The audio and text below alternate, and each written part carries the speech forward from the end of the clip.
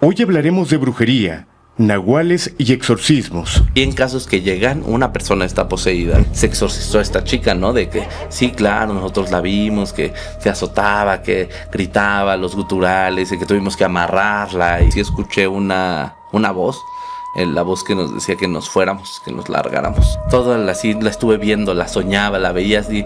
Te lo juro que yo sentía que me estaba torturando. Yo amanecía sofocado, se despertaba de estar sofocado. Y siempre 3:33 de la mañana. Se rifó a estarme intentando resucitar y moviendo y haciendo.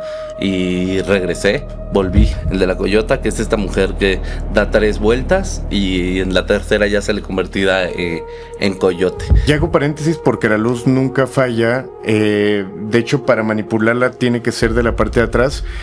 Y no sé qué traigas tú que está fallando.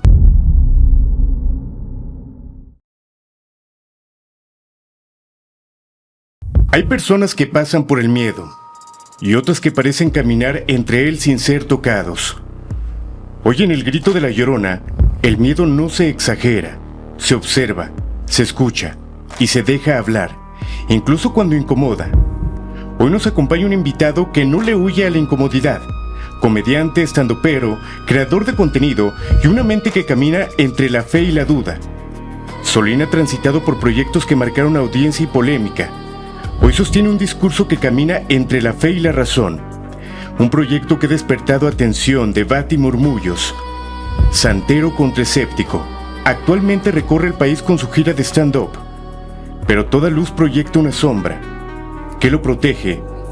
¿Por qué? Incluso al tocar temas que otros evitan, parece salir ileso. Hoy hablaremos de brujería, nahuales y exorcismos. No para convencerte, no para asustarte, sino para que cuando termine este episodio, mires distinto aquello que jurabas no creer. Bienvenidos al Grito de la Llorona y es un gusto para mí saludar a Solín. Solín, qué placer que estés en este foro, en esta morgue abandonada. Mucho gusto, un gustazo también andar por aquí, mira, nunca había estado en una. Y menos con un señorcito aquí acostado. Pequeñito, pequeñito. Pero no se enoje si lo tocas, tú con toda confianza del mundo. Con confianza. Sí, no, pues se ve tranquilo, se ve que es tranquilo. Solín, conocemos esa parte de comedia, conocemos estas giras que obviamente han sido muy exitosas a lo largo de tu carrera, e incluso te platico, creo que en el 2003 me tocó irte a ver a Guadalajara. Ok. Tienes un show que es muy digerible. A mí me cuesta mucho reírme. De hecho, yo veo comediantes, me cuesta mucho trabajo. Y tienes un show muy bueno. Muchas gracias. Pero también tienes esta parte de estos temas que abordas, este proyecto que ha dado mucho de qué hablar y que ha puesto el ojo de la gente, el poner un escéptico, en ponerte a ti una persona que ha platicado constantemente de estos temas y obviamente es interesante. ¿Cómo comienza Solín en esta parte espiritual, paranormal, o cómo te llaman estos temas? Pues fíjate que yo te había tenido un problema, bueno, no un problema, digamos como de cierto miedo, cierto respeto hacia los temas esotéricos, porque como lo he comentado en varias ocasiones, mi familia paterna, bueno, por parte de mi papá, uno de sus hermanos y mi abuela se dedicaban a hacer limpias, a estar ahí metidos en... pues ya sabes que aquí la santería es una mezcla de... entre remedios caseros, cosas que la gente se inventa, palo mayombe, creencias mesoamericanas, etc., ¿no? Pero justamente de ese tipo de conocimiento tenía mi familia, por lo cual pues yo, es lo que yo le decía siempre a la gente, como de yo no sé estas cosas porque yo me puse a leer, yo sé estas cosas porque yo comía pollo en lo que mi abuela y mi tío platicaban de esas cosas, y pues yo tenía 8 años, mi cerebro era una esponja y pues todo pasó ahí como por ok, hace esto por esto, esto está compuesto de esto por esta razón, Okay. Ocupan esto para esto, no tengo que ver estas cosas, no tengo que tocar estas cosas, estas sí, estas no, ese tipo de cosas, pues yo las sabía. Aparte, como en la casa de mi abuela había muchas protecciones, pues también de repente había cosas que no tocar, o que no estar viendo, o etc., ¿no? Entonces, yo tenía un poco de miedo, respeto por este tipo de creencias.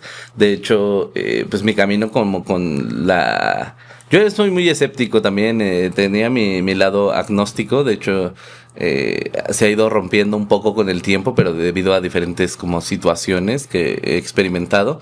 Una de ellas, por ejemplo, en un toque de tambor, en un es una celebración de el Eguano, si no es que no me acuerdo quién, qué santo estábamos celebrando en el toque de tambor, pero mi pareja era en ese momento la que estaba como muy metida en eso, ¿no? Yo, pues sabía, entonces la acompañaba, mucho respeto siempre, saludando ahí a los tatas y todo bien, ¿no? Uh-huh. Hasta que en algún momento uno de ellos se acerca a mí y me dice, oye, pues yo siempre te veo aquí metido, pero pues que traes mucha fuerza, quisieras pasar, no sé qué, y me hicieron una consulta, fue donde me dijeron que yo traía 2 muertos cuidándome, que eran mi tío y mi abuela, justamente, uh-huh. Y después de eso yo pues me meto un poco a estos temas como con curiosidad, digámoslo así, y en un toque de tambor, justamente es donde, no sé si has visto que se toma, creo que es aguardiente, no, aguardiente es, sí, aguardiente uh-huh. con coco y piña.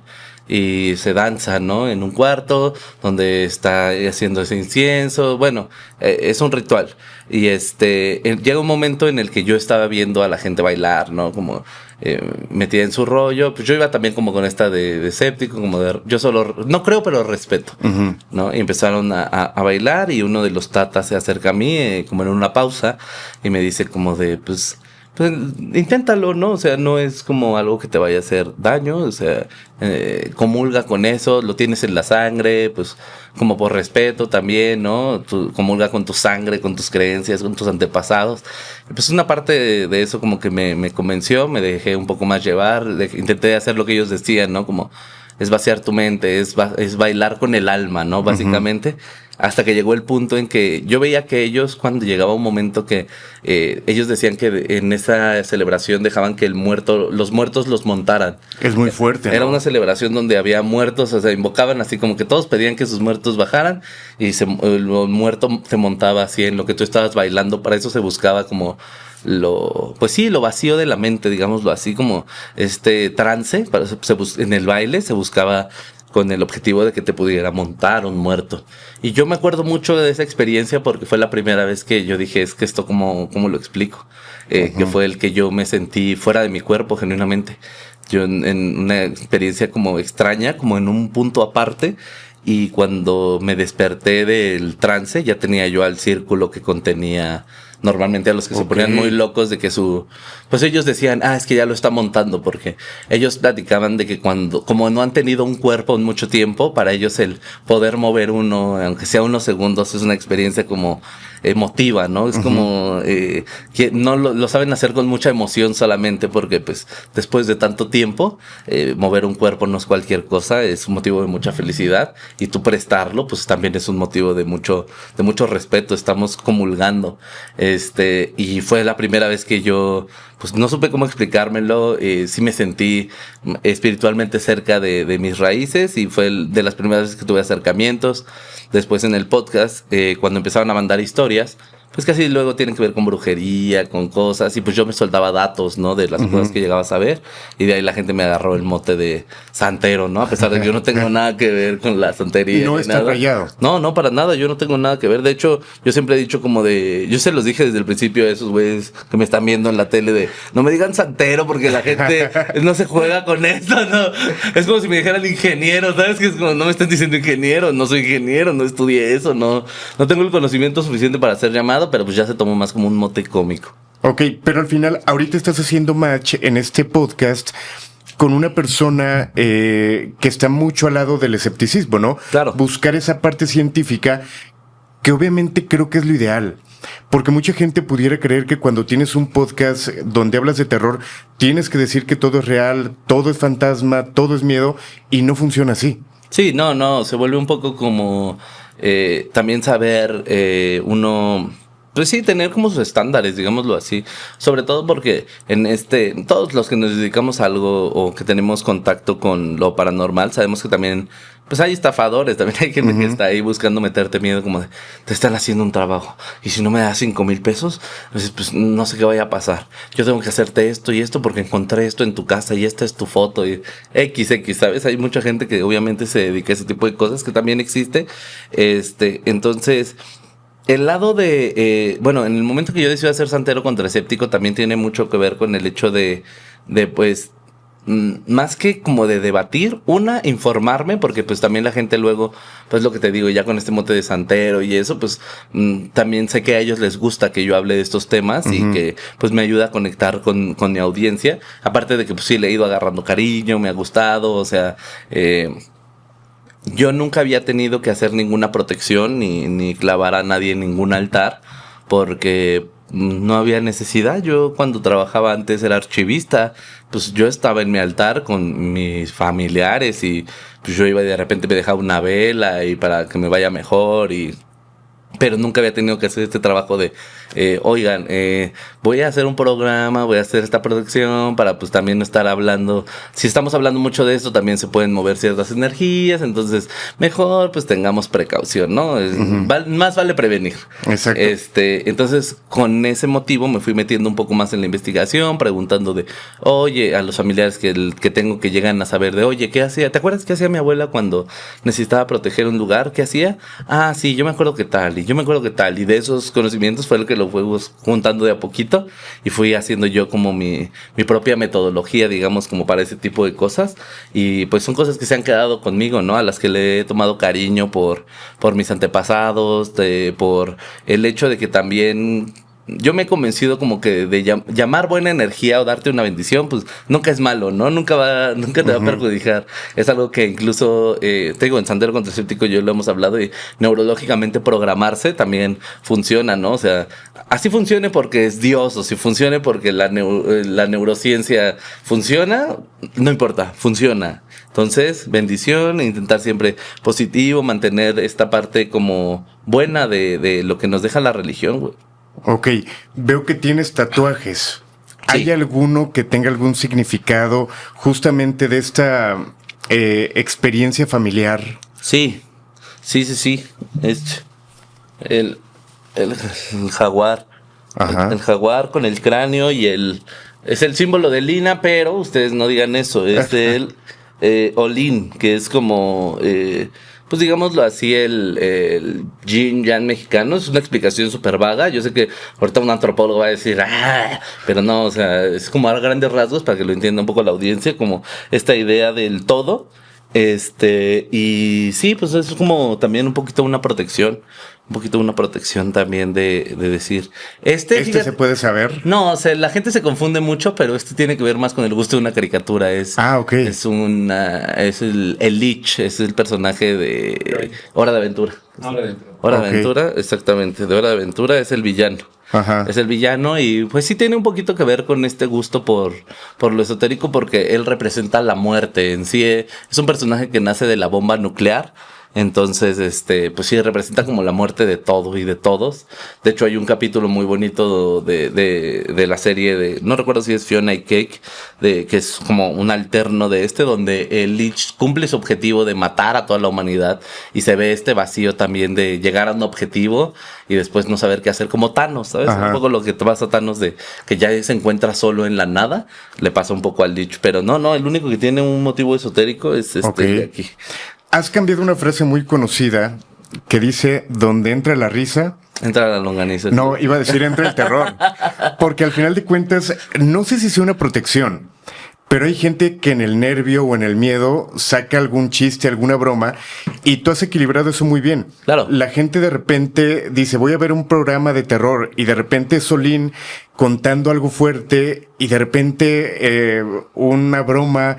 Eso también lo aligera, ¿no? Lo llega a ser digerible. Sí, claro, pero es que también yo creo que es el absurdo que tiene también lo inexplicable, ¿sabes? Porque Pues sí, claro, o sea, nosotros damos la explicación de fantasmas, pero pues realmente podría ser cualquier cosa. De hecho, es una de las partes que me ha gustado hacer Santero contra Escépticos, ¿sabes? Ujú. Que ha tenido explicación de algunas cosas que digo de, por eso, o sea, en el caso de los mediums, por ejemplo, que hablábamos de, pues cómo lo hacen, que de repente truenen cosas, y te enteras de cosas que dices, es que ni siquiera me hubiera pasado por aquí la explicación real. Por ejemplo, los mediums hay mediums que confesaron hace muchos años, Luis me expuso ese caso, si quiere vaya a verlo a mi canal, donde nos ponían, nos decía que los mediums, nos explicaba que los mediums de repente no es que hiciera que comunicarse con los espíritus, sino que sabían hacer ruidos de maneras que no te dieras cuenta. Había mujeres que afirmaban poder chasquear o mostraron en audiencias poder chasquear muy fuerte con los dedos de sus pies como para hacer los toquidos, Ok. ¿no? Como esto de... Mira, algo está pasando con las luces. Se está subiendo, ¿verdad? Sí, sí, sí. Ujú. Esto de toca 3 veces o toca 2 veces y estás ahí y que escucha un clac, clac.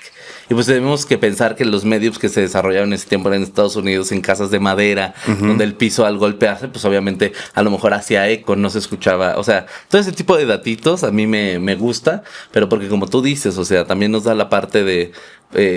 pone un poco todo más en duda, ¿sabes? Me gusta este juego de ¿es real o no es real? Por ejemplo, el caso de Pachita, me he clavado últimamente mucho en él e incluso, espero que no afecte esto que voy a comentar, pero estoy en contacto para traer a una de las hermanas de Pachita, hablé con el sobrino de Pachita, pero es un caso fuerte, pero también tiene cosas muy raras. Yo recientemente veía una persona que decía que Pachita cuando materializaba los órganos levantaba la mano y de repente aparecía ahí el órgano. Sí.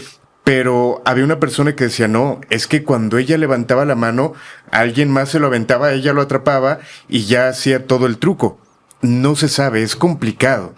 Pues Pero es es que un está tema, muy un raro. caso fuerte, ¿no? Fíjate que nosotros en Santero contra el Escéptico es uno de los temas que hemos intentado, nos lo han pedido mucho, pero lo estamos investigando como con tiempo. La gente luego dirá como de, no, Lenny, es como, no.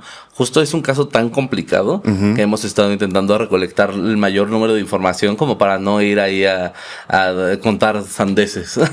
Sí, es complicado, sobre todo porque hay gente que ha asegurado que ha estado cerca. Sí, claro, que ha sido y que hay testigo. mucha información, o sea, esa es la onda también, hay muchos testimonios, hay gente que dice que sí, hay gente que dice que no, hay gente que dice que ha visto, hay gente que dice que ha estado y que sí y que no, y eso es lo que es interesante también un poco de esto. ¿Y Solín qué dice de ese caso? De Pachita, Ajá. pues a mí me fascinaría, ¿sabes? El hecho de poder sobre todo por la historia de Greenberg, de ser una persona pues escéptica, ¿sabes? Buscando respuestas, pero pues yo sí creo en el conocimiento ancestral, o sea, yo ya te dije, yo sí he visto hacer cosas milagrosas, pues no sé si podría decirte que en el caso de mi abuela, por ejemplo, yo te podría decir, ella me resucitó cuando ya se habían dado por vencidos.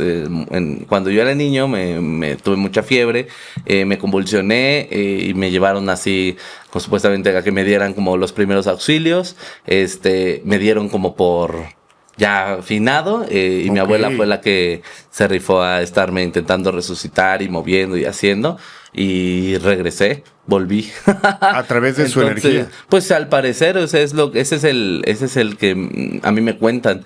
Mi mamá siempre me lo cuenta como espantada, porque aparte ella pues no es muy creyente de esto, ¿no? Pero ella justo me lo cuenta como de, pues es que a mí ya me habían dicho, no, pues es que pues, su hijo ya se fue, señora, ¿qué le hacemos, no? Y dice, pues yo me destrozo en ese momento, pero pues la que sigue ahí moviéndote es tu abuela hasta que llega el momento en que vuelves a respirar y pues ya de ahí en adelante todo bien. Ok. Ahora, para un niño de 8 años, obviamente esa curiosidad de ver las limpias, los rituales, es complicado y te lleva a preguntar todo, pero seguramente hubo cosas que a la fecha o alguna imagen que se te quedó en la cabeza de algo que te haya tocado ver, alguna persona, comportamiento extraño, no sé, ¿qué te llegó a marcar en ese entonces? A mí me llegó a marcar mucho 2 cosas. Una vez que mi abuela, ella me dijo que iba a hacer como un trabajo con uno de mis tíos, entonces cerró un cuarto y pues no sé, como que yo escuchaba cosas afuera, pero ese no es como muy claro, más es el impacto de escuchar la limpia, el sonido y todo. Pero yo sé, o sea, de eso sí me consta de primera mano, que hay una historia en mi familia sobre el exorcismo de una de las amigas de una de mis tías, ¿no? Por parte de mi familia, que ellos cuentan, o lo que contaban, no sé, yo no me tocó a mí, yo estaba muy, muy chiquito en ese entonces, pero ellos platicaban que una de mis tías, perdón, había jugado la Ouija con su amiga, y que su amiga fue la que empezó a tener como, pues sí, ciertos eventos que podían indicar la posesión, y en mi familia se cuenta la historia de cómo se exorcizó a esta chica, ¿no? De que, sí, claro, nosotros la vimos, que se azotaba, que gritaba los guturales y que tuvimos que amarrarla y, ¿sabes? Como que se cuenta la historia del exorcismo como tal, y eso a mí siempre me ha sorprendido porque siempre ha sido como no puede ser que mi familia en lo que yo tenía 4 años estaba aquí, o sea, exorcizando en la casa,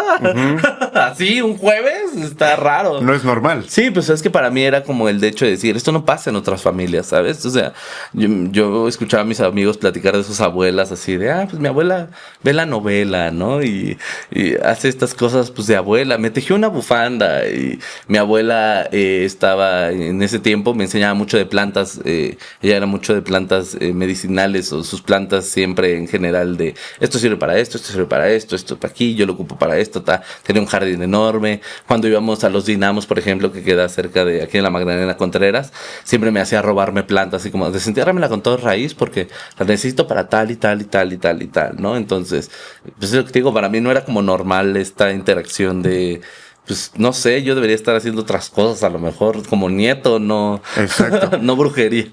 Ahora, hay algo bien interesante. Tú creces entre brujería, te conocen como el santero. Hay gente que sí, de te hecho, dice de esta forma. Sí es. Ajá. Aquí la pregunta importante es, ¿Solín tiene algún don? Porque no es normal que crecieras en este círculo y que posteriormente hables de estos temas y que la gente te ponga este apodo. Quizá hay algo también detrás que o a lo mejor no quieres aceptar o te cuesta trabajo o simplemente no lo hay. Yo siempre he dicho que sí lo sentí como un poco una maldición, o sea, como no en el sentido de que algo malo, sino como el hecho de, y así vas a acabar. Yo siempre le decía a mi abuela que no, porque ella cuando yo empecé a acercarme, hubo una época en la que yo tenía como unos 12 años, 13 años, y estaba yo en mi época más rebelde, ¿no? Como esta época de empezar a escuchar música bien oscura y estaba yo enterándome también de todo lo que había hecho la iglesia. Entonces, pues como morro también de repente decía, ¿cómo puede ser que estos güeyes que me dijeron pórtate bien toda la vida, resulta que tienen este imperio con estas cosas y bla, bla? Entonces como que me surgió mucho el coraje hacia el catolicismo y en mi casa siempre había habido esa lucha, ¿no? Porque mi papá pues creía en una cosa, mi mamá en otra. Y pues como que cada quien me quería ahí medio reclutar, pero pues yo agarré el catolicismo porque pues mi mamá me llevó a la iglesia, me bautizó y pero yo en cuanto vi lo que pasaba en ese medio dije, aquí no es, ¿no? Entonces me empecé a juntar mucho más con mi abuela, empecé a ir a lo que ella hacía, acompañarlo a las peregrinaciones porque de repente iban a templos, a conocer a otras personas que trabajaban de lo mismo, etc. No tenían ahí como su recorrido y ella fue la que me dijo en algún momento que me hiciera caballo. Ella me decía que ella me veía a mí la habilidad para bajar al muerto, o sea, que pues sí, tener esta conexión, ser el medio de comunicación, pero a mí siempre me dio miedo, siempre me dio miedo y siempre le dije como no, a mí yo paso, ¿no? Yo, no, ¿para qué?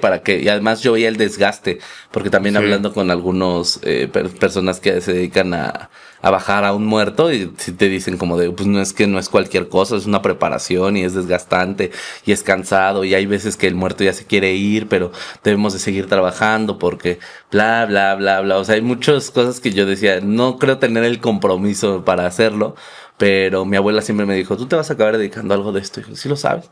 Siempre me dijo, tú lo sabes, ¿no? O sea, lo traes en la sangre, dice, no importa cuánto lo niegues, cuánto miedo te dé, te vas a terminar dedicando a algo de esto. Entonces, cuando empezó a la gente a reconocerme por eso, para mí sí me pareció más un pinche señor. me maldijo la bruja. Me dijo, vas a acabar de algo así. Y pues aquí estamos, aceptándolo cada día más. Exacto. Ahora, seamos honestos. Voy a decir una palabrota, Pero en el medio en el que tú estás, sobre todo el stand-up, son bien hijos de su... No. Pero hay muchas envidias, hay muchas cosas fuertes.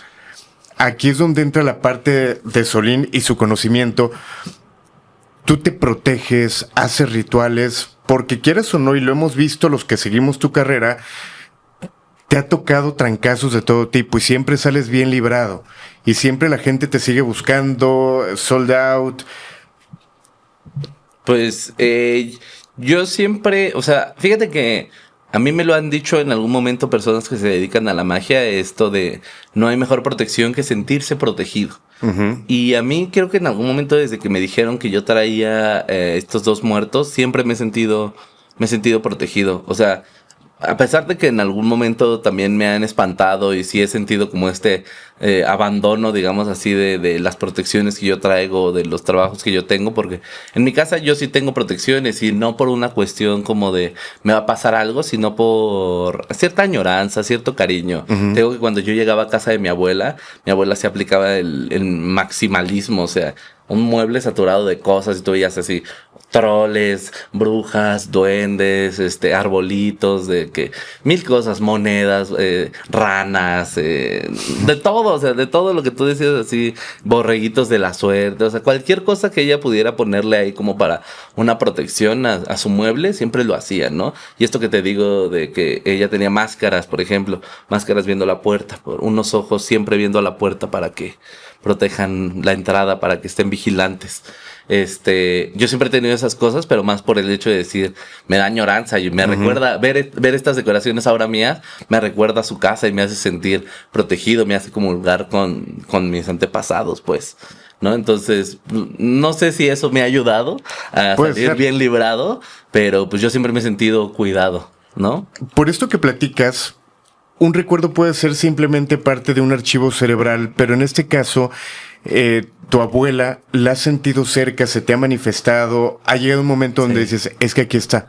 Sí, pero fíjate que esto yo nunca lo había contado como en un programa, pero en el caso de mi abuela, yo creo que tiene como un año, medio año, no, como un medio año, yo creo que tuve este presentimiento, yo sí tengo este presentimiento, esta creencia, pasaron las cosas suficientes como para que yo lo creyera, que fue el de, yo creo que ya transicionó, yo creo que ya no se encuentra en este plano, yo ya le pido a ella, pero más como de arriba, ¿no? Como de donde estés, pero no la siento cercana, como que siento que en algún momento ella sí me vino a decirme como, chavo, muchas gracias, yo ya te veo chido, ahí nos vemos, ¿no? Sobre todo porque la empecé a ver mucho. O sea, me empezaron a asustar mucho en mi casa.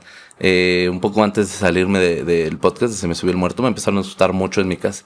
Mucho. Yo empecé a verla mucho a ella. De hecho, por eso yo sentía que era como un regaño de ella. Yo me sentía como que ella me estaba buscando, como sentía su enojo.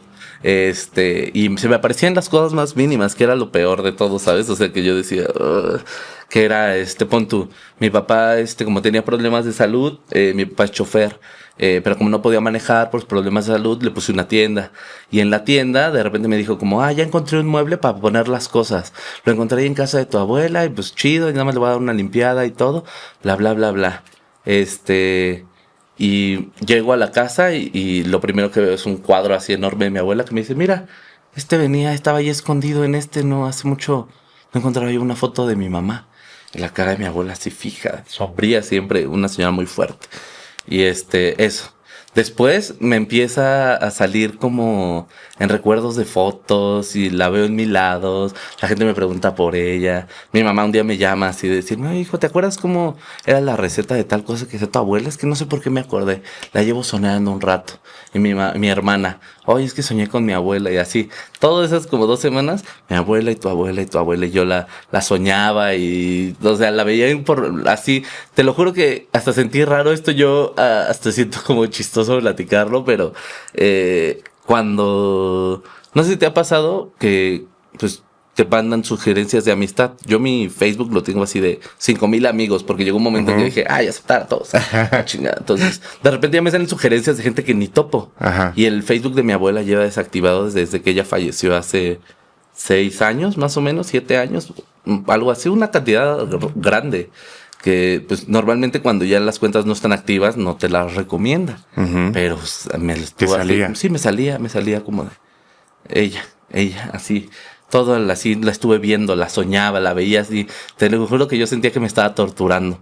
Hasta que llegó un momento en que mi mamá, que había tenido muchos problemas con ella, porque mi abuela era una señora muy dura, muy de decir, quien quiera que le haga algo a mis hijos se merece lo peor de mí.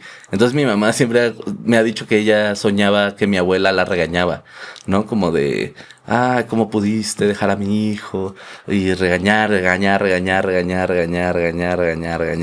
Y que la última vez que él la soñó, dentro de ese evento, dentro de esos eventos que me habían estado pasando de acordarme de ella, me dice que por fin la soñó que le pedía perdón. Por fin soñó a esa señora que le decía, oye, ¿sabes qué? Pues sí te entiendo, güey. Tus niños no tienen zapatos, güey. Todo este pedo, y pues lo siento. Y se fue. Y desde ahí yo no he vuelto como a sentirla, como que para mí fue ese era su último proceso, ¿sabes? Como esta disculpa con mi mamá y bye. O sea, no sé, yo ya no la siento aquí, eso es muy extraño. Pero no es como que te sientas desprotegido tampoco. No, para nada, pero sí siento que no se encuentra como, te digo, a mí me decían, los traes atrás, los traes en la espalda. Y genuinamente desde hace un rato yo siento que ella ya no la he visto, ya no la he pensado, ya no ha pasado algo. Normalmente se hacía presente de ciertas maneras y ha sucedido que ya no. Entonces eso es algo también muy raro que ha pasado últimamente. Fíjate que platicabas algo bien interesante que es me imagino que has escuchado hablar del cementerio digital, de esas cuentas de personas que ya no están entre nosotros pero siguen activas. Se habla de millones de cuentas. ¿Y cuántos no tenemos alguna persona que quizá familiar o amigo que falleció? Y de repente seguimos viendo las publicaciones o nos salen recuerdos. Qué fuerte eso, ¿no? De repente sí, claro. Encontrártelos. Sí, pues es que es eso, es topártelo como de... y ya te lo dije, o sea, para mí ella apareció en situaciones como de mucha fuerza, ¿sabes? Como que ya te dije, yo siempre sentía que me estaba regañando, como que algo traía en contra mía porque mis protecciones dejaron de funcionar. De hecho, fue las veces que me estaban espantando en mi casa, en mi propia casa, llena de máscaras, llena de, pues sí, protecciones en general, donde está mi altar. Y no importó, me seguían molestando. Eso a mí me espantó un montón porque fue la vez que yo dije, pues bueno, ¿qué está pasando, no? O sea, ya no estás aquí, no, ya te fuiste, ya te caigo mal, ¿no? ¿Qué sucedió? Cuando hablamos de molestar o espantar, ¿a qué nos referimos? ¿Qué pasaba dentro de tu casa? Me encerraban, me apagaban. Yo sufro mucho como del calor. Y en el departamento donde yo vivía me daba mucho la luz, entonces el departamento se calentaba mucho. Yo tenía unos aires justo ahí yo dormía con la ventana abierta porque así se acaloraba ese departamento. Y yo amanecía con las puertas cerradas y los aires apagados. Ventanas y puertas cerradas. Y yo amanecía sofocado, se despertaba de estar sofocado. Y siempre 3:33 de la mañana. Okay. 3:33 de la mañana. Y raro porque, pues no sé, el 3 es mi número. Yo nací el 30 de marzo del 93 a las 23:33. Entonces, para mí fue como algo bien extraño, ¿no? Como 3:33, siempre el 3 ahí presente y como un poco acechante, ver sombras paradas en la puerta, que me aventaran cosas, ya de repente empezó a pasar, ¿no? Como, pues tú sabes que no es como de, se levantó la mesa y salió volando, sino que de repente yo tenía unos aromatizantes, exactamente, yo tenía unos aromatizantes que así, volaban, y yo decía como, viendo la tele, o sea, yo sentado. Mi novia empezó a decir, es que me apagan la tele, es que siento que me mueven las perillas, es que siento que azotan las puertas. Pues eso fue, o sea, ese fue los sustos que empezaron a darse en mi casa y que pues no daban paso atrás a pesar de que estaba lleno de protecciones. Eso a mí me tuvo loco un rato. De hecho, dejé de fumar en ese tiempo porque yo dije, a lo mejor ya me estoy quedando loquito, a lo mejor ya debo internarme. Pero no, resultó que no era eso. Dejé de fumar un mes completo y seguían sucediendo este tipo de situaciones. Y pues ya no solo me pasaban a mí. Sí, y hago paréntesis porque la luz nunca falla. De hecho, para manipularla tiene que ser de la parte de atrás. Y no sé qué traigas tú que está fallando. No, pues es lo que te digo. Yo también lo siento así. Siempre sí he tenido esa idea de que traigo algo, porque ya te dije, yo siempre sí me he sentido muy protegido, yo he caminado por barrios muy feos, yo he hecho muchas cosas de las que luego digo, ¿cómo salí avante de esto? Pero pues sí, muchas veces has sentido, es el hecho de sentir que estoy seguro, pero nunca, no te sabría explicar por qué, genuinamente. Okay. Pero sí es algo que siento. Hay historias que llegan a caer entre lo fantasioso y la realidad, pero que la cultura mexicana de alguna manera busca sostener y, por ejemplo, pudiera ser el caso de el nahualismo, un tema que también has tocado, que me llama la atención la manera en la que lo abordas y que no sé qué tanto creas tú en los nahuales. Hay historias muy interesantes. Claro. Fíjate que ahorita que estuve investigando de ese tema, justamente sacamos un capítulo de Sendero Contraescéptico del nahualismo y hablaba con Silao, es un amigo que artista visual, no quiero decir mal de no es como decir la tribu, la etnia, la corriente a la que pertenezca ideológicamente, creo que es Rarámuri, no quiero errar, pero el pueblo Rarámuri es al que pertenece y él me contactó como diciéndome como de, oye güey, pues yo sí conozco gente que se hace animal, güey, si algún día quieres verlo, pues adelante, ¿no? Yo te muestro, yo conozco, yo sé, es difícil, es cansado, pero también está esta otra parte donde yo investigo en un libro que se llama Hablan los Nahuales y en algunos videos que se encuentran ahí en el canal, que pues también viene de cierta satanización, ¿no? Cierta satanización de la cultura mesoamericana por parte de los conquistadores, ¿no? Que pasa un poco esto que pasa con las brujas, de decir, ustedes son las malas y andan curando a la gente con plantas, tache guarache, aquí solo se reza, bye, ¿no? Y pasó un poco con los nahuales también. Hay un nahual que el video está completamente en el capítulo de Sendero Contraescéptico, pero él habla del hecho de que ellos no hablaban de una transformación amorfa literal de me puedo hacer perro, no. Yo medito, me como una planta que altera mi conciencia, hago la forma que me indica, tenían como maneras de meditar en formas de animales, ¿no? Como esto de, pues sí, el yoga, el saludo al sol. En lugar del saludo al sol, ellos tenían el buitre. Entonces, meditando en el buitre, podías transformarte en el buitre, porque con la conciencia alterada comulgabas con él, ¿no? Sabías lo que sentía, sabías cómo se movía, cómo intentabas entenderlo. Entonces, esa parte también me gustó mucho, ¿sabes? Porque, pues no tiene que ser fantasiosa para ser extraordinaria. El hecho de decir voy a intentar comprender a los animales para poder convivir con ellos me parece maravilloso. Sí, porque al final en la cultura se hablaba de los aztecas que tenían ese poder, pero hay gente que dice que realmente era simplemente como el espíritu, un guerrero puma, un guerrero claro. X, pero también hay gente que dice que con la llegada de los españoles, cuando los ven llegar montados en caballo, decían es que viene una persona que es mitad humano, mitad animal, claro. Y que de ahí se empieza como a cambiar.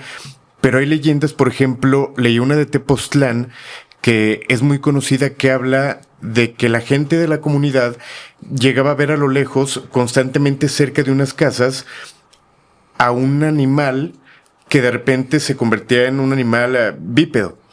Lo veían que se paraba, una figura extraña, por más que lo alumbraban, él no se espantaba, no hacía nada, y de repente tenía que pasar la noche para que se fuera. Pasó el tiempo y lo seguían viendo en un común. Pero resulta que también algo extraño es que justamente las casas donde se aparecía vivía un curandero muy conocido en la región, y que cuando había avistamientos de este supuesto nahual, el curandero al día siguiente que lo veían los vecinos estaba rasguñado, lastimado, sí, claro. Cansado, y fue cuando dijeron no, el curandero se está convirtiendo en un animal por las noches. Sí, hay muchísimas leyendas de ese estilo. De hecho, está como la metodología, ¿no? Incluso ahí dice que cada quien tiene como su ritual, pero pues la idea en general es que se quitan la piel, ¿no? Que se quitan la piel y ahí la dejan guardada y ya salen convirtiéndose en un animal, o quien hace como este ritual. Había uno que había leído apenitas, el de la coyota. El de la coyota, que es esta mujer que da 3 vueltas y en la tercera ya sale convertida en coyote. Entonces, sí, existe también esta parte que pues se vuelve interesante también, el hecho de decir, ojalá se pudiera hacer, güey. En Veracruz hay uno muy famoso de un señor que se puede convertir en cerdo, que creo que hasta la fecha existe, el curandero, el chamán que tiene esta habilidad. ¿Y con qué intención se platica? No, pues es que supuestamente el nahual se transforma en animal para poder hacer las cosas mucho más fácil. Ellos decían que se podían transformar en cualquier cosa viva. Entonces, el nahualismo no tiene que ver solamente con los animales. El nahual podría transformarse en neblina, porque yo te dije, ellos creían que las piedras estaban vivas, entonces quitémosle lo vivo a solo los animales, ¿no? Podía ser viento para escucharlo y saber qué estaba diciendo, o para viajar rápido en una dirección y dar un mensaje, o, ¿sabes? Entonces, se ocupaban un poco las habilidades animales, más como para, pues sí, como para aprovechar estas ventajas que tienen. De hecho, había quien decía que la gente se transformaba en cerdo para robar, que si veías que una mujer iba con sus bolsas del mandado, te transformabas en cerdo, la asustabas, que tirabas sus compras y te las llevabas. Entonces, o que como coyote te podías meter a las casas para robar las gallinas. Okay. Entonces, sí, existe esta como aprovechamiento más de me voy a salir con la mía. O sea, tengo que también por eso de repente se siente un poco como la satanización, porque lo ocupan para puras cosas bien malas. Exacto. Según. Si Solín pudiera convertirse en un animal, ¿qué sería? En uno que respire bien. Un elefante. No es cierto. No sé qué animal me gustaría a mí convertirme. Fíjate que yo diría algún felino. Ajá. Yo sí diría, a lo mejor jaguar. Pues sí, es el endémico, la verdad. Y al menos en la onda del nahualismo siempre dicen que es como el más fuerte. Entonces yo escojo a Goku. Oye, otro tema. Dígame. Exorcismos. Platicabas el caso que te tocó con tu familia o el caso que existe en la familia. Y el hablar de exorcismos es muy delicado. El pensar que el demonio pudiera poseer un cuerpo, claro, e incluso actuar en ese mismo cuerpo es muy complicado de creer. Existen casos documentados, existen casos que de alguna manera se ha investigado desde la parte clínica, médica, científica. Claro. No sé qué piensas tú, ¿crees que realmente pueda pasar? ¿Existen casos que tú has analizado a detalle y que te han sorprendido? Pues es que en general yo creo que en el caso de los exorcismos es un punto en el que hay que tener mucho cuidado. O sea, porque o sea, es que está entre el punto de la enfermedad mental y la enfermedad espiritual, que ninguna de las dos debería tomarse de manera leve. Y sobre todo porque en algún momento también dicen que se interfiere, ¿no? Un poco en lo que pasa en este exorcismo en el que se basa la película de Emily Rose. ¿De Anneliese Michel? Anneliese Michel, justamente, que se habla del fármaco que es retirado porque interfiere con el exorcismo. Pues a mí me queda como el hecho de decir, pues entonces, ¿qué es, güey? O sea, una interfiere con la otra, entonces no pueden convivir. O sea, yo siempre he dicho que si va a ser exorcismo, va a ser llevado de la mano ciencia y medicina, porque pues sigue siendo algo muy desconocido. O sea, realmente es algo en lo que no hay tanta explicación. Hay explicaciones en cuanto a la epilepsia, ¿sabes? Como justo en el caso de Mitchell, se da el pedo de que tiene supuestamente epilepsia y ese es el argumento de la defensa, ¿no? Como de solamente había que tratarla. Y sí hay estudios que han demostrado que el cerebro estimulado por cierta epilepsia incluso puede arquearse o hacer voces. Pero pues como tú dices, también hay casos que se vuelven inexplicables y eso es donde, pues yo creo que más bien hay que estar atentos. O sea, si llegamos a ver uno de estos casos, la iglesia tiene ya manuales como muy estrictos, que de hecho incluyen esta revisión médica muchísimo antes que la espiritual, porque algunos sacerdotes en el episodio donde investigué hablaban del hecho de que no es tampoco algo común. O sea, no es algo que llegue a suceder así. De 100 casos que llegan, una persona está poseída, ¿no? Pero porque no llega a suceder pues no llega a suceder tan fácil que Dios permita, ¿no? Digamos o que se le vaya que a una persona llegue a ser poseída. De hecho, hace un tiempo yo leía algo que hablaba de que a la Arquidiócesis de México todos los días llegaban 80 peticiones de exorcismo, solicitudes, que como tú dices, quizá una es real, pero una al día también estamos hablando de un número fuerte. Demasiado. Y al final también es cierto, creo que el caso de Anneliese Michel desde la parte jurídica, la parte legal, abrió mucho el panorama para que la iglesia también se protegiera porque no se puede arriesgar. Sí, claro, pues fue como también el caso de que estudian los Warren, de El diablo me obligó a hacerlo. Ajá. ¿Sabes? Este caso también de que por primera vez se ocupa en una corte el argumento de no fui yo, fue el diablo. Pues obviamente en algún momento tienes que protegerte de eso, porque imagínate que todos pudieran ocupar ese argumento, ¿no? De decir, no, perdón, no fui yo, fue que me poseyeron y pues ya, perdón, voy a ir a rezar. No, pues no. Sí, que se quiso utilizar en algún momento como un hueco legal tal cual. Exactamente. Entonces sí, no hay que tener cuidado con eso, pero es un tema muy interesante. Es un tema muy interesante porque sobre todo viene el hecho de decir que mucha gente... está raro, incluso el dato de solo agrede normalmente a la gente que es muy creyente. ¿No? Y el argumento de la iglesia de, pues es que sí, tiene que tentar a los que están muy pegados a Dios, a ti ya te tiene, ¿no? Así. Sí. Sí, a mí, por ejemplo, me dicen, no, pues tú ya, aquí, ¿quién te va a poseer? Ya estás tatuado, ya tienes esto, tú ya estás de ese lado del pecado. A quien quiere es a los borregos buenos, a los que están más cercanos a Dios. ¿Y tú qué opinas de eso? Pues es que se me hace como culero. En resumen. Sí, pues la verdad es que es como decir, no manches, o sea, son los más cercanos a Dios y son los que agarra, pues ¿qué nos espera a los que estamos lejos? Ajá. Sí. Pero digo, justo regresando, perdón, un poquito a este caso, y a las cosas que no se pueden justificar, ok. Podemos hablar de el cómo arquea su cuerpo, las voces, cómo se puede escuchar la voz, pero por ejemplo, el don de lenguas, el don de evidencia, claro, hay cosas que no se justifican. Sí, claro, el don de lenguas, siendo que nunca habían sido estudiadas, justamente es lo que te digo, es el punto medio en donde pone todo a temblar. Justamente porque eso cómo lo justificas, ¿no? O sea, realmente el que conozca una lengua a una persona, que hable un perfecto italiano cuando en la vida había escuchado el idioma, pues también está súper extraño. Y pues sí, también el hecho de las levitaciones, que en algún momento en algunos casos se han llegado a presenciar levitaciones, pues también obviamente pone en duda todo, pero siempre va a haber, o sea, como este argumento. También por eso el podcast era un poco de eso, ¿sabes? Como exponer estas partes que siempre van a estar en desacuerdo, pero que no significa que por tener puntos de vista diferentes, no podamos Luis y yo sentarnos en una mesa y comentarlo como amigos, ¿no? No con el hecho de decir, yo tengo la razón, es el punto. O sea, Santo el Contraséptico no va de... que la gente escoja. Sí, no va de... Vamos a dar los datos, usted escuche y usted decida qué es lo que cree, ¿no? Yo les mostraba, o sea, les platicaba sobre exorcismos documentados desde hace mucho tiempo. También esta parte de que el exorcismo de repente también tiene esta parte un poco política, un poco buscando desacreditar a los protestantes, ¿sabes? En la época donde estaba peleándose mucho estas dos religiones, existían este tipo de eventos donde se intentaba descalificar a los protestantes haciendo que ellos no pudieran hacer el exorcismo.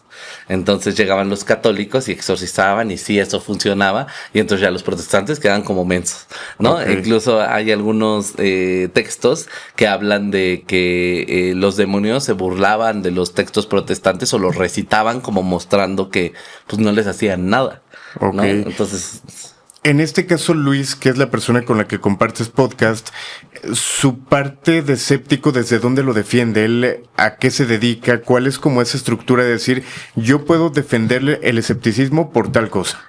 Pues él por ser académico en sí, o sea, él se dedica a la investigación, creo que es lingüista, pedagogo, entiende muchas cosas, Luis, la verdad. Yo no voy a dar aquí sus credenciales, pero él simplemente porque le gusta la investigación. Su papá se dedicaba, bueno, su papá era sacerdote, que pidió permiso para poder romper su celibato y casarse con su mamá. Okay. De hecho, ahí tiene su papelito supuestamente de pedí permiso. Qué fuerte. Sí. Y su papá también investigaba un poco pues sí, era antropólogo, la religión, él investigaba la religión de muchas culturas, de algunos pueblos, pues sí, de todo. Él también tiene este contacto como con lo religioso por parte de su papá, pero pues él también decidió separarse al lado científico por su carrera, supongo. Ok, para ir encaminando un poquito al cierre, ¿crees que el estar tú en estos temas te pone a la vista de que algo te ocurra o estás en peligro o de una posesión o de más manifestaciones? ¿Crees que pase por esto o no? Fíjate que es lo que te digo, que yo sí me siento muy protegido, entonces pues no. Incluso cuando digo que me estaban asustando en mi propia casa, nunca sentí que fuera como una entidad de, es el diablo. Yo te digo que siempre sentí es mi abuela que me está regañando, es mi abuela que me está... Algo me tiene que decir, algo me va a hacer en algún momento esta señora, pero nunca fue como de, ay, me espantó. De hecho, yo soy un poco difícil de espantar en ese sentido. Entonces, no, fíjate que yo en este sentido no, pues tengo bien hechas mis protecciones, no hay nada mejor que sentirse protegido y pues siempre pues positivo. Porque has visitado panteones no como cualquier persona, sino para buscar alguna evidencia. Paranormal, sí. ¿Te ha pasado algo? Pues esa vez que fuimos al panteón con Alberto del Arco, justamente, hablábamos de que a mí me aventaban cosas, o sea, como que sí, a mí me apedrearon, no sé por qué. y pues dentro de los panteones no más creo que fue eso, o sea, realmente no nos pasó mucho, escuchamos algunas cosas, pero no, nada como fuerte. Te digo que lo más fuerte que me ha pasado han sido en esa ocasión y la ocasión en Tijuana, donde sí escuché una voz, la voz que nos decía que nos fuéramos, que nos largáramos. Esa fue la única ocasión que yo sí, esa vez sí me espanté. ¿No era la voz del empresario que los contrató? No, era la voz de una mujer. Ok. Era la voz de una mujer. No sé si te pasa historia, estábamos en un show en Tijuana, en un lugar donde al parecer antes era un burdel o un table, algo así. Al parecer había cerrado la parte de arriba. De hecho, estaban adaptados como junto a los camerinos porque habían fallecido algunas personas. Y pues como que a mí me dio cierta vibra y yo le dije en ese momento, creo que fue a mi papá el que le dije, oye, pues estamos aquí, nos platican esto y pues no quiero llevarme nada, ¿qué puedo hacer? Y él fue el que me dijo, no, pues mira, bendice tu agua, agarra tu sal, pídele perdón, préndele una luz, explícale pues solo venimos a trabajar, nosotros no queremos nada, todo, venimos en paz. ¿No? Okay. Entonces yo estoy bendiciendo el lugar, estoy rezando, prendo la luz, estoy pidiendo que nos dejen trabajar y de repente hacia el oído nada más escucho el lárgate, pero lárgate. Es eso me erizó la piel así feo. Yo saqué mis cosas en ese momento, el agua bendita, le puse una cruz en la frente a cada uno de mis ex compañeros, me puse una yo, aventé sal y pedí que todo saliera bien. La verdad no sabía mucho qué estaba haciendo en ese momento, solo era pues algo tengo que hacer, ya me amenazaron. Sí, confirmo. Sí. Cuéntame qué viene para esta gira que estás llevando, qué viene para el podcast, cuáles son los proyectos. Pues ahorita estoy por grabar mi especial el día jueves de esta semana. Ok. Especial de stand-up comedy en el Lunario del Auditorio. Después de eso voy a empezar gira para probar de nuevo mi show. Sandero Contraséptico, ahí está en mi canal. Vamos a tener próximamente, tenemos algunos mini episodios donde ya aceptamos historias de ustedes. El noticiero de usted con Felisa Vicente y el Cojo Feliz. Y pues ahí andamos todas las redes. Solín Stand-up. Por lo regular los episodios duran 5 horas, pero creo que no me gustaría que descompusieras la lámpara. Finalizamos. Yo estoy así. Exacto. Solín, de verdad qué placer tenerte. No, te decía que desde la primera temporada te buscábamos como uno de los mejores creadores y bueno, qué honor que estés con nosotros. No, muchas gracias a ustedes por la invitación, Emilio. De verdad, un gustazo y perdón. Perdón por las luces. Te diría, esta es tu casa, pero me vas a descomponer. Exactamente. Con esto finalizamos. Mi nombre es Alain Luna. Los invitamos a que nos dejen sus comentarios, que se suscriban y que nos digan qué tema, qué invitado les gustaría ver aquí en esta morgue. Descansen, si es que pueden. El grito de la Llorona.